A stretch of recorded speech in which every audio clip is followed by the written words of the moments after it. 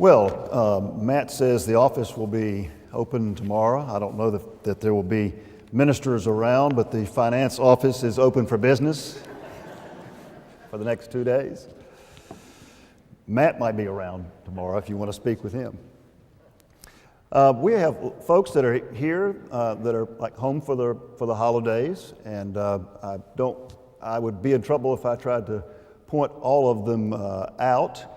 But since one of them is a former staff member here, Gina Brock is here, and Chip, and some young lady who, her name used to be Rebecca, but this person is a lot bigger than the Rebecca I remember. But we're so glad that Gina and Chip and Rebecca are here. And Gina, I'd like to ask you to come forward and preach a sermon. Okay, some other time. All right, okay. Well, let us know when you're coming. Glad you're here. Glad all of you are here. Has anyone ever made a remark to you that hurt you to the core? It devastated you. And your immediate instinct was to try to hide how much it really hurt. You tried to brush it off, but inside you were crushed by the words that you heard. You'll never forget them. Has something like this ever happened to you? Has anyone ever said something to you that was a word of blessing? It was a powerful statement of affirmation. It was a word of grace. It was a word of blessing that you particularly needed to hear in that moment. Has anything like that ever happened to you? Our voices can be instruments of pain. You and I have the capacity to slice each other apart emotionally with our voices. But our voices can also be instruments of grace and peace and comfort, encouragement, forgiveness, affirmation, and hope. Our voices can be instruments of blessing to family members and friends and those in our midst and those in our community who are hurting. We have it in us to enrich or to erode another human being's sense of well-being simply by how we use our voices. When a child is deeply hurt by something that someone has said to him or her, we sometimes try to comfort them with the old saying, "Sticks and stones may break my bones, but words can never hurt me." The clinical term for that idiom is baloney. It is nonsense, and we know better. The truth is, sticks and stones may break my bones, but words can break my heart. Our voices can be instruments of pain or instruments of love. The scriptures that Vivian read today were just two of many that I could have chosen. I got out my old seminary concordance. I know you can do this online now, but I have a concordance that weighs about 75 pounds that I got in seminary, and it has every and, thee, and but, every word in the Bible in it. And I got out that old concordance, and there are hundreds of references to the voice of God and to God speaking to us. But somehow in reading that, I began to think about and to imagine some of the voices that we will hear as a church family during the next year. And here are some examples of voices that I'm sure we will hear in 2014. I expect to hear all of our voices saying, "Welcome to a new senior minister. Welcome. We are so glad you're here. How can we help you and your family adjust to Greenville? We are ready for your leadership. We've been through a tough time, but we are so glad that you are now on board. We'll try to be patient. We know better than to expect miracles. We know you don't walk on water. We know that it's going to take you time to get to know us and time for us to get to know you, but the word that all of us want to say to you is welcome. We are grateful for the movement in God's Spirit in your life and in the life of our church family that has brought us together at this particular time. I am confident that we will hear those voices in the coming year, and that will be a great day for our entire church family. And there are other voices that I expect that we will hear in 2014. We will hear voices from people visiting our church all throughout the year. And some of those visitors will say, "What kind of a crazy Baptist church is this?" We just moved to Greenville. We came here expecting that this Baptist church would be similar to the Baptist church we just left. This is not what we were expecting. Women in leadership roles, women deacons, acolytes, and where's the praise band? Is it really true that in your mission statement there's something about cooperation or partnership with other faith groups? What's that about?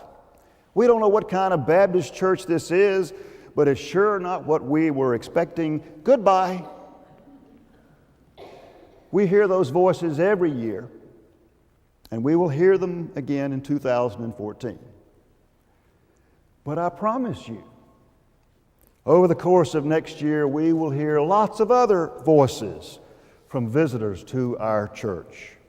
I can hear them now. What kind of a Baptist church is this?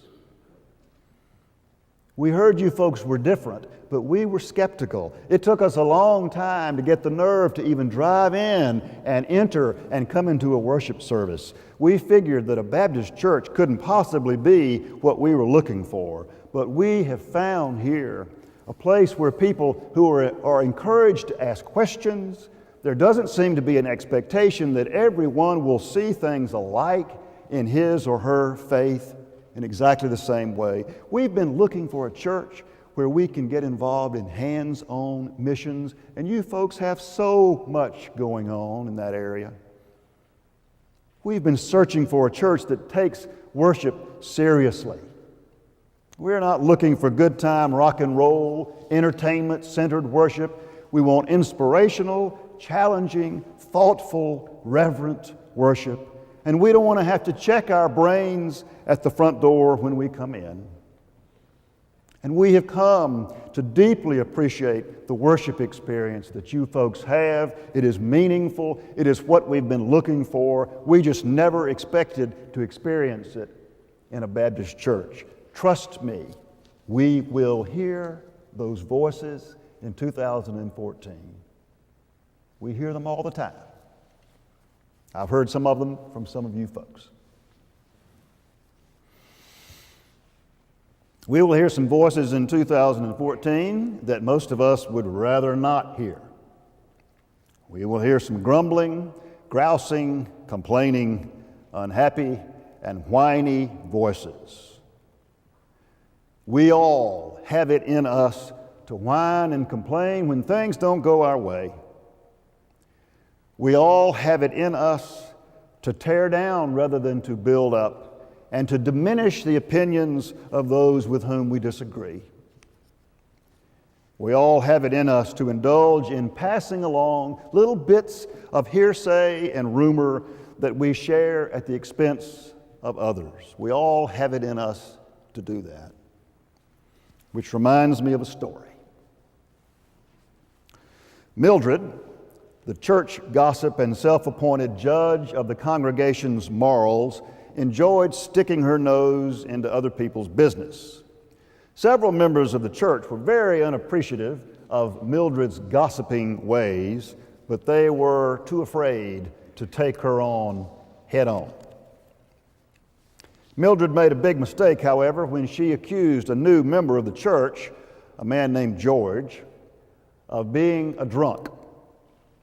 One afternoon, shortly after George joined the church, Mildred spotted his pickup truck parked in front of the little town's only bar.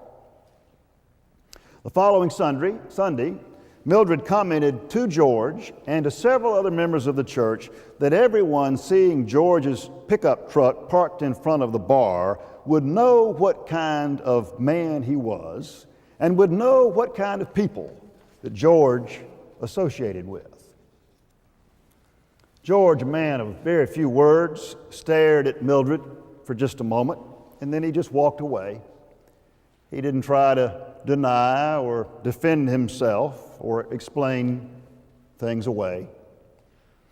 The next day, George quietly drove over and parked his pickup truck in front of Mildred's home and walked home.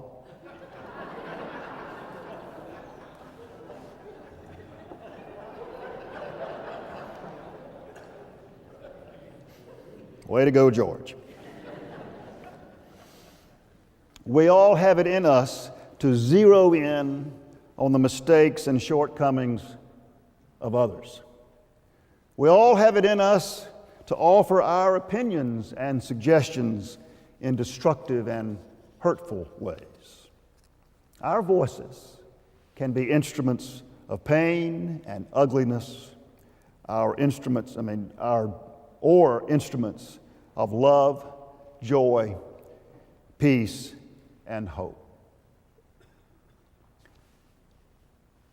I am sure that I have said things to some of you that were painful, that were hurtful, and I ask your forgiveness. It's part of life, isn't it? When I imagine the voices that we will hear in 2014, I'm confident that we will hear voices expressing joy and celebration and thanksgiving. We will hear the voices of young couples coming here and repeating wedding vows to each other.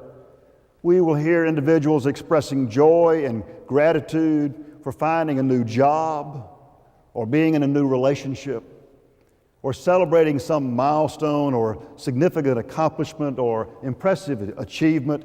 We will hear the voice of a proud and grateful parent or grandparent or close friend reading a beautiful statement of testimony before a child is baptized.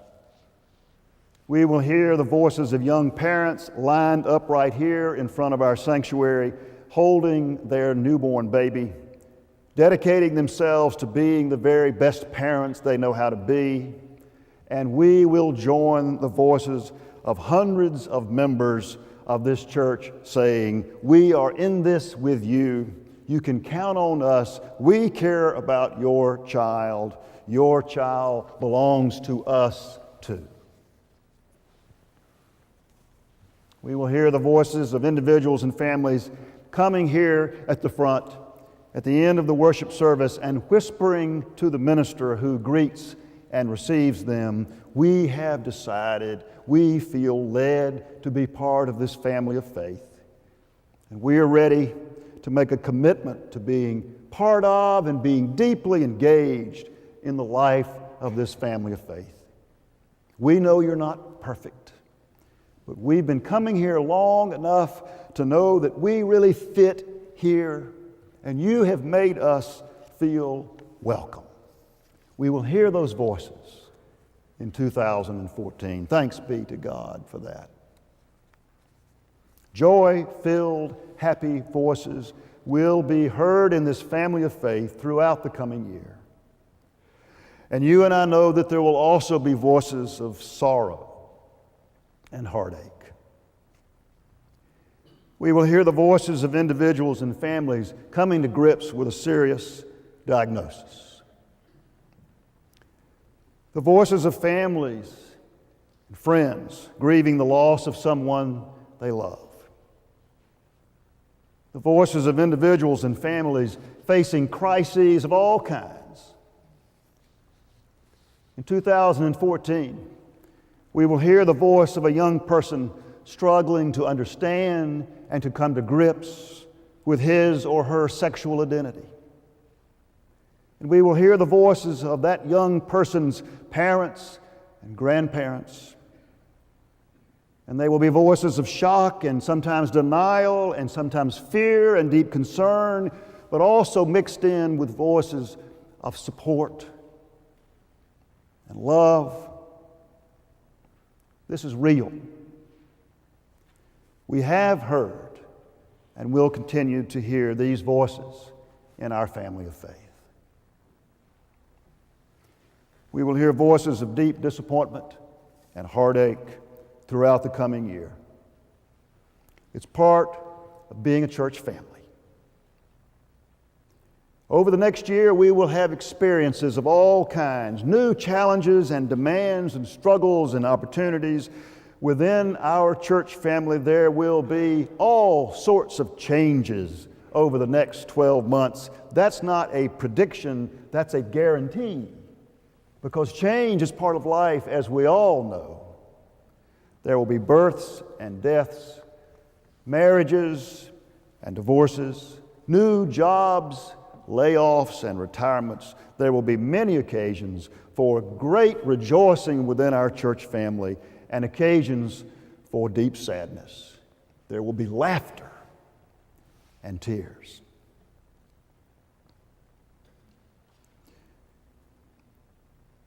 From the point of view of those who wrote our scriptures, the voice of God sometimes comes to us like a sudden clap of thunder, powerful, surprising. It's full of majesty and splendor. But other times the voice of God is like the peaceful calm of a clear night, or a gentle rain, or a faint whisper. The voice of God is sometimes even like silence. Will we hear the voice of God in 2014? Will we listen for the voice of God in this coming year?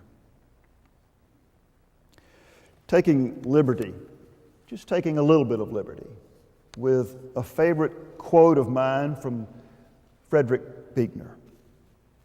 As we move into 2014, if we keep our hearts and minds open, if we as a congregation listen with patience and hope, we will hear and recognize beyond all doubt that however faintly we may hear God, God is indeed speaking to us.